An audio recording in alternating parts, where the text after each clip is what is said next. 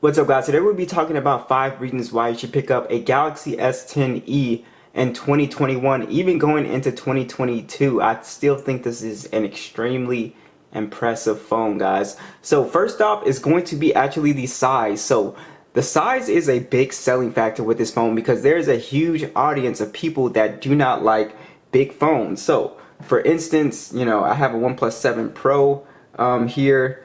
And it's a massive phone compared to the Galaxy S10e. As you can see, I can put the whole phone and look how much space I have left over. So there is a pretty big market of people who want a more compact phone. So the S10e is definitely that. It's very, easy to one hand. It's very easy to navigate and stuff like that. So I really do like the body of this phone and just the size. Also, another great thing is the fingerprint scanner on this phone is awesome. It is one of my favorite things, one of my favorite implementations of a physical fingerprint scanner. You don't really have to think about unlocking the phone, and that is what I really like about it. In addition to that, the screen size on here is pretty nice.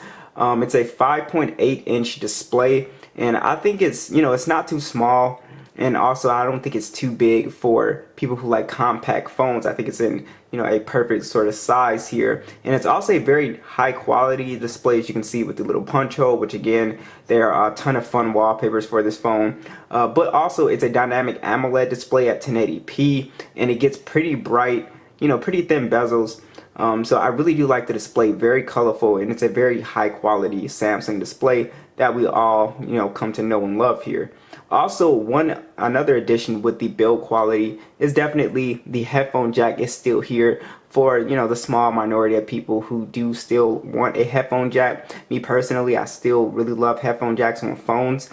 So this is definitely an awesome feature to have. Next is going to be the hardware. So this small phone does pack a punch. It does have the Snapdragon 855. I do have a full gaming test for you guys to check out. Guys, if you check that gaming test out, you will see that the Galaxy S10e is pretty much able to blow through any game that you throw at it at high settings. So whether it's Fortnite, Call of Duty, PUBG, it's able to play these games at very high settings. And this is one of my favorite go-to gaming phones, mostly because of the display size. It's a very comfortable phone to game on, which I know sounds strange. Why would you want to game on a smaller display? But when I tell you guys, it is very comfortable. I think you really will like the gaming experience on here. And I haven't noticed, using the phone for, the amount of time I have, it really does not have heating issues or anything like that. Now, I can't speak for the Exynos model, but gaming on here is definitely top-notch quality on this phone. And if the punch hole does sort of annoy you, like I said, my little tip for you guys is always to just orientate your phone, to the downward way so the punch hole is not being seen. But yeah, the gaming experience and just overall, this phone running Android in general is just pretty fast. Alright, next I want to talk about the software experience and what you can expect software wise. This phone is running Android 11 and it's running the One UI, and like I was saying with the chip, it runs One UI really great.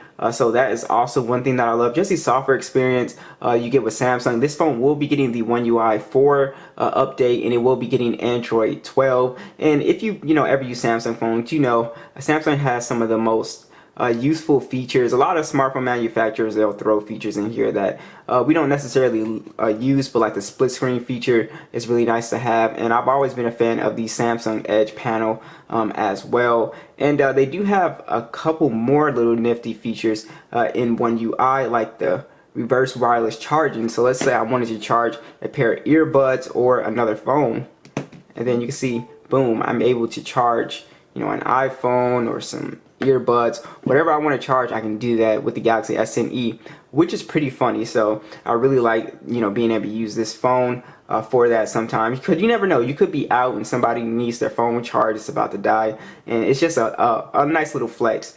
So we do have secure folders on here, which is also another great feature. Screen recorder, Dolby Atmos, NFC is on this guy as well, and the killer feature that you might forget is the Samsung desktop support is on this phone. So if I wanted to mirror this phone and use it as a little trackpad on a bigger screen, you can do that on a TV monitor or on your PC. That is a nice feature for such a small phone. So this phone packs a punch when it comes to even feature wise. Now, for such a small phone, you would think that the speakers would just kind of be okay, but the speakers are actually very good, very crisp and clear sounding speakers. And I mean, I think this is the only small phone where when I first got it, I was like, wow, the speaker quality is very good on this phone.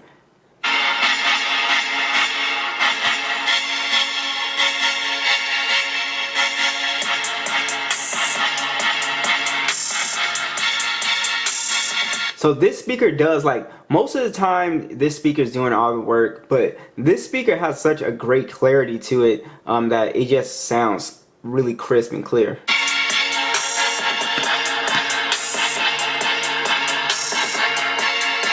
And you also get a good amount of bass quality, and even if you're playing video games and stuff like that, these things are loud, man.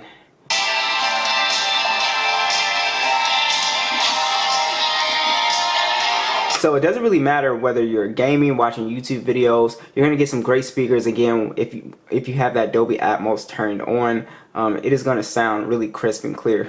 Last, I would say, is the camera. So you do have a dual camera setup on here, a 12 megapixel standard, a 16 megapixel ultra wide with 4K video at 60 frames, and then a 10 megapixel selfie with 4K at 60 frames.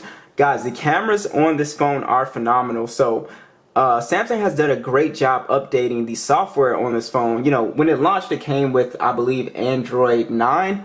And so the camera has been steady, you know, improving over the years with the updates. And you get some really sharp, high quality images on this phone still. I still think video still looks solid. The photos are very colorful, very detailed. The ultra wide is pretty close to the main lens as well. It does an okay job in low light settings. It's not really, you know, it does okay.